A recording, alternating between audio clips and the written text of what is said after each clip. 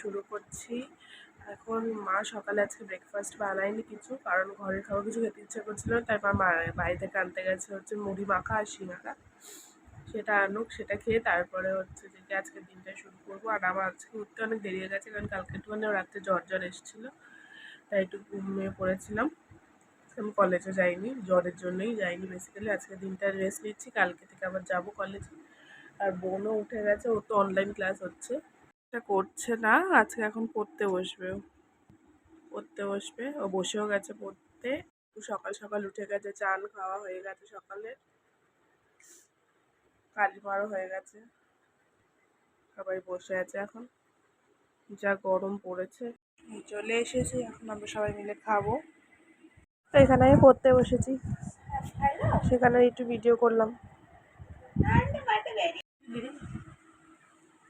না,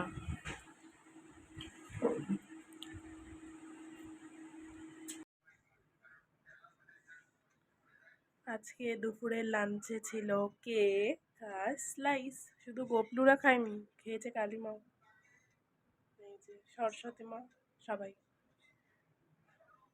আমরা যা ব্লগটা স্টার্ট করলাম এতক্ষণ পরে, এখন বাজে 3:15। আর এই যে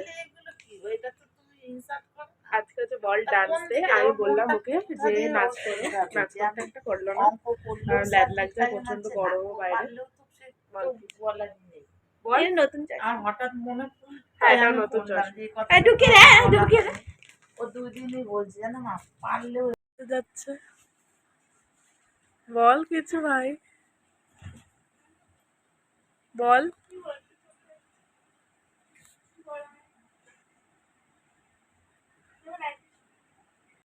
এটা হচ্ছে বিকালে পুজো দেওয়ার সময় কিছু ভিডিও করেছিলাম, মানে এটা পুজো আরতি করা হয়ে গেছে এই ঠাকুরকে দেওয়ার সময়।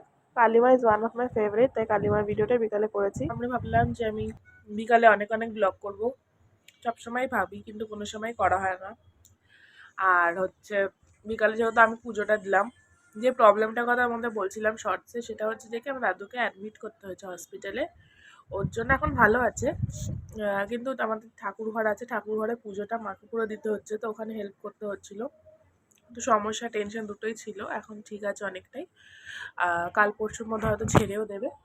যাই হোক, যেটা বলা সেটা হচ্ছে যে কি বোনকে বলেছিলাম, আমি ভেবেছিলাম বাইরে যাবো, কিন্তু আমারও যেহেতু শরীর খারাপ, কালকে থেকে আবার কলেজ যেতে হবে।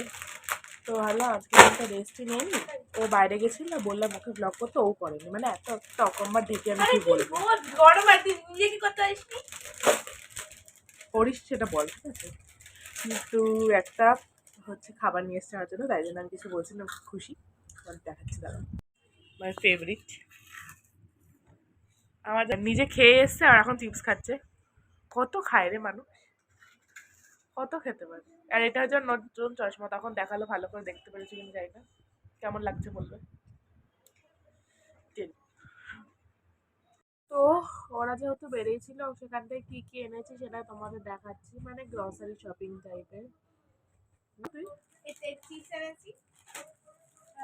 দুটো গুড দে, তো আসে জোরে বল, কিছু শুনতে পারলো। পাউরুটি এনেছি, পাউরুটি, কারণ কালকে আমি স্যান্ডউইচ নোটি কিনে, সেজওয়ান চাটনি, খুব জঘন্য খেতে, ওর ভালো লাগে, আর বাবারও ভালো লাগে। আর ঘুগনি এনেছি, ওখানে রাখা, সে খাওয়া হয়ে গেছে। আর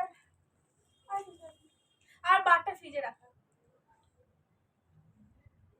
তো আমি রাত্রে ডিনারটা করলাম রুটি আর চানা মশলা দিয়ে।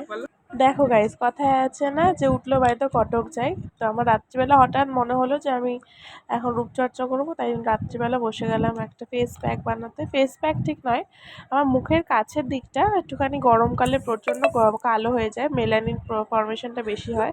তো অনেকগুলো আমি রেমেডি দেখছিলাম, তার মধ্যে একটা বানালাম, সেটা হচ্ছে হলুদ গুঁড়ো, কফির গুঁড়ো, অ্যালোভেরা জেল, গোলাপ জল, এই কটা দিয়ে মাখলাম, বানালাম। আর অ্যাকচুয়ালি তোমাকে টমেটো, লেবু এগুলো অ্যাড করতে হয়, বাট আমার অত ইচ্ছা করছিল না, তা জাস্ট আমি এই কটা জিনিস দিয়ে বানিয়েছি।